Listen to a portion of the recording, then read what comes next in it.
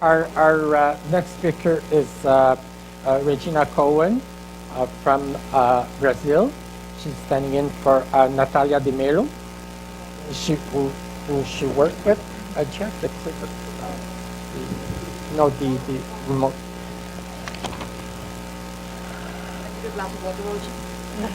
So she will be addressing the question of accessibility and inclusive tourism in the historical cities of Brazil, and particularly the case of Ouro Preto in the state of Minas Gerais. Huh? In Brazil. Yeah, Minas Gerais. Minas Gerais. Minas Gerais. There goes my Portuguese So for this afternoon. Regina is a postdoctor in architecture and has worked on the accessibility of persons with disability to museums, which she entertained us of this morning in a very interesting fashion. So, without further ado, Regina, would you please take over? What I will show now, it was research for a master's dissertation. We have many historical cities in Brazil, mainly in the state of Minas Gerais. He couldn't say the word, but Minas Gerais we were colonized by Portugal, and Minas Gerais was the state of the gold. And when, as a colonialist system, the Portuguese went to Minas Gerais, constructed many things, and took many goats and got to Portugal. This is another story, but I will show how the historical cities were built in this context of the colonization of Portuguese. To begin, this work is mine and not. We wrote together. Natalia was coordinated the dissertation by me and Cristiane, so we wrote together the paper, but she did the presentation, and I tried to improve. So many things I will need to read. Accessibility and inclusive tourism in Ouro Preto, a research for master course, I already told you, and by passes of accessibility, affection and ownership in a historical town atmosphere. Case study in Ouro Preto is a very, very beautiful city, but is in a mountain. It's very difficult to become accessible. We tried to find solution. We are still trying. It was in the end of last year, and we are trying to improve the city of Ouro Preto. They are all the cities in the state of Minas Gerais. They are very difficult to become accessible. And just to show you how is the city, a panorama of the city, so it becomes really difficult to turn. We are trying to find a solution, and we can't do accessibility everywhere, and maybe we are thinking about a transport to know the city. It's really difficult. Brazil, now in the last census, I didn't talk about this in the two other presentations that I did. 23.9% of persons with disability is a very great number, the last census of 2010. And in Brazil, this represents 50 million persons with disability, with the population now. And if you consider all the persons enrolled with them, you know that the family, friends, and everybody, the number is much bigger. So this way, the growing number of people interested in tourism and sightseeing can be an extra incentive for the development of facility for cultural and social diversity. In 1980, Ouro Preto was declared World Heritage by UNESCO. So it's a city patrimoine of the humanity and completely inaccessible. Recognize that where the old houses and monuments which were part of the illicit permit were under protection. And some cheap pictures of the city. The sidewalks were worst, and the pavement, you can see how they are difficult, and the streets had the sidewalks straight, more straight, and this is a large sidewalk comparing to, look how is the city.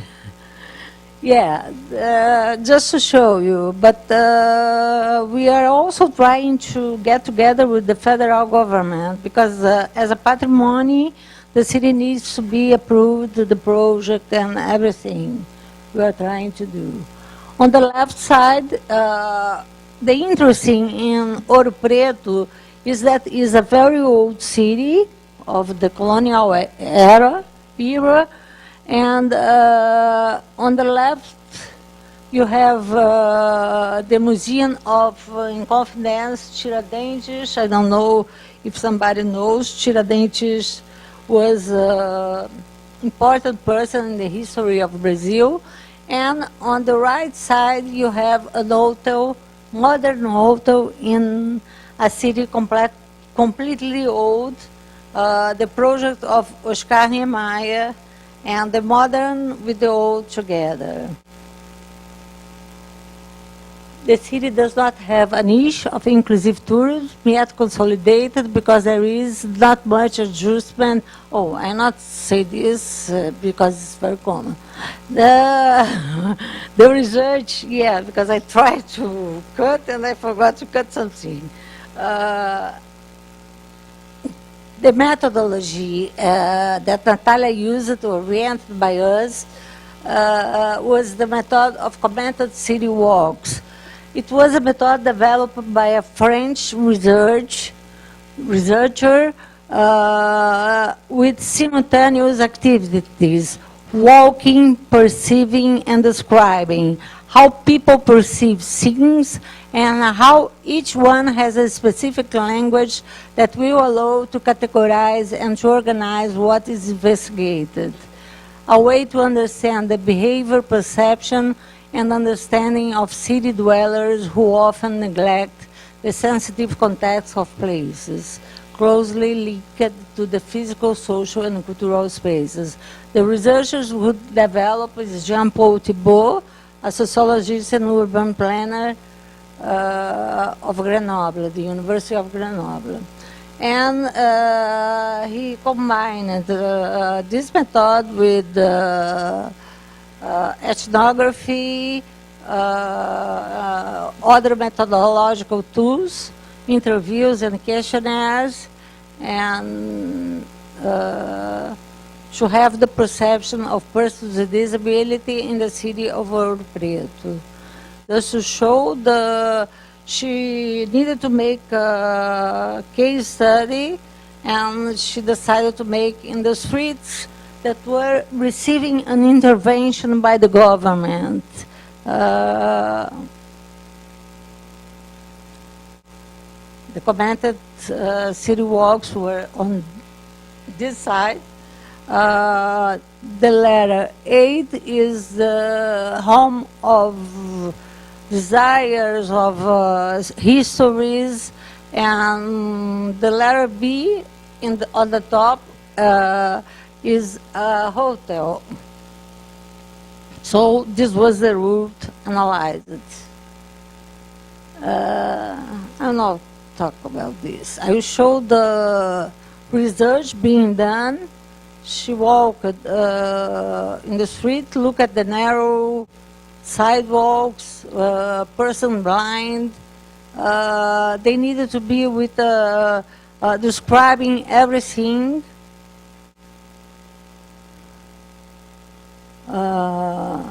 He didn't took only persons with disability, also tourists.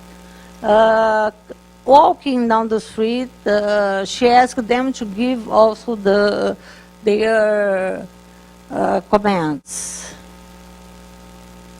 And a blind man walking, the city is very difficult. You need to find a solution. And more pictures of the city. This was the walking path, walking route with the deaf person, and she tried to make questions related to the disability of the person. This is a tourist. He needed to put something in the eye, not to. This is a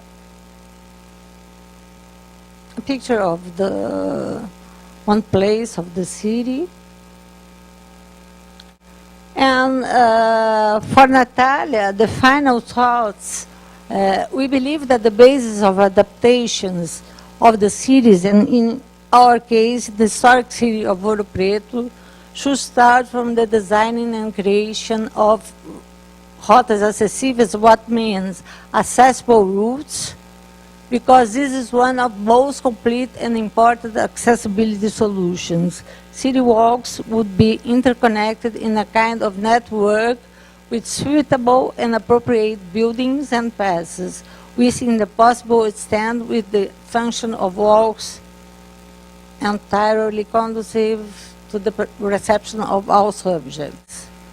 And Natalia took so much from me because he wanted to know how was the historic cities around the world.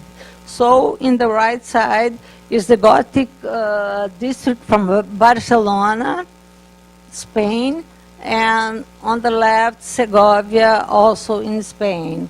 So she tried, how these cities can be accessible, but Ouro Preto is completely different.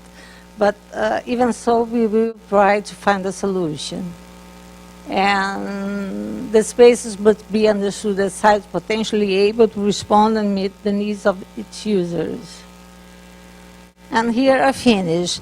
I wanted to talk more. I accompanied the work of Natalia, the master dissertation, but it would be better her to be here. So I try to do my best.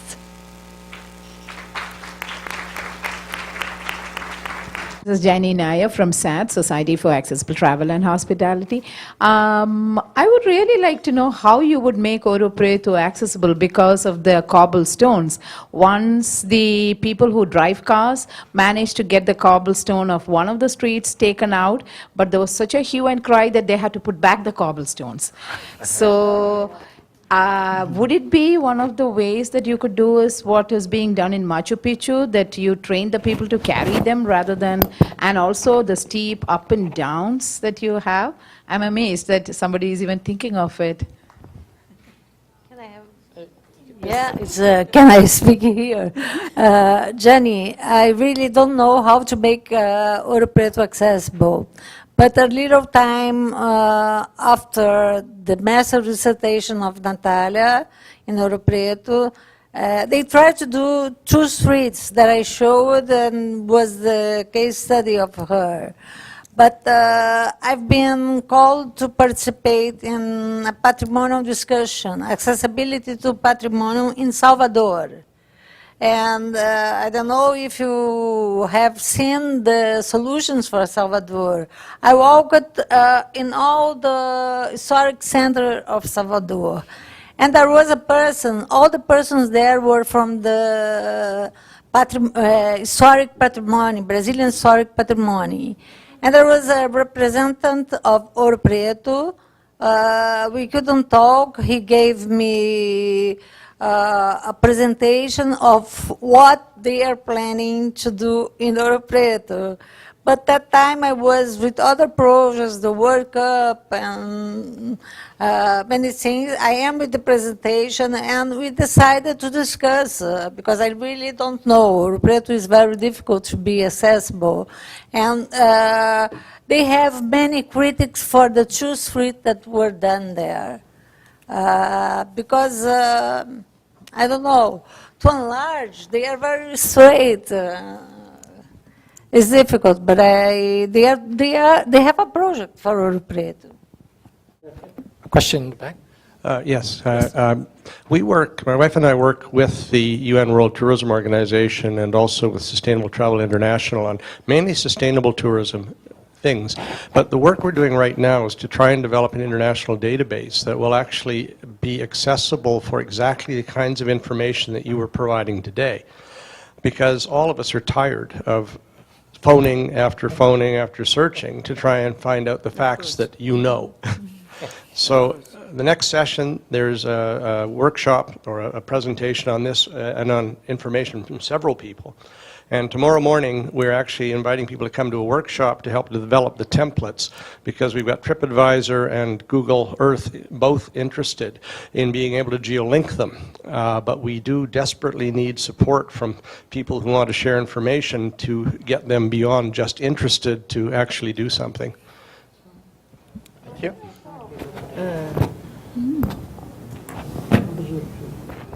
You talked about TripAdvisor and Google's, and I travel a lot all around the world. The first thing that I put when I give my opinion of the hotel, the city, the restaurant that I go is about accessibility, not accessible. So TripAdvisor really needs to have something like that, because you don't find this kind of information. And I look very much at TripAdvisor when I do a travel. Thank you. Other comments or questions? Can I say something? Yes. I also would like to say about the information that we have made in it. We have made a research, and we see that the National Tourist Boards, they never, most of them, they don't provide information about accessibility. It is incredible to see that the accessibility information is hidden sometimes after enjoy or some other words. People cannot find it. And it's incredible for other target groups, they provide the information, but not on accessibility. So this is also an issue to be pointed out to the National Tourist Boards.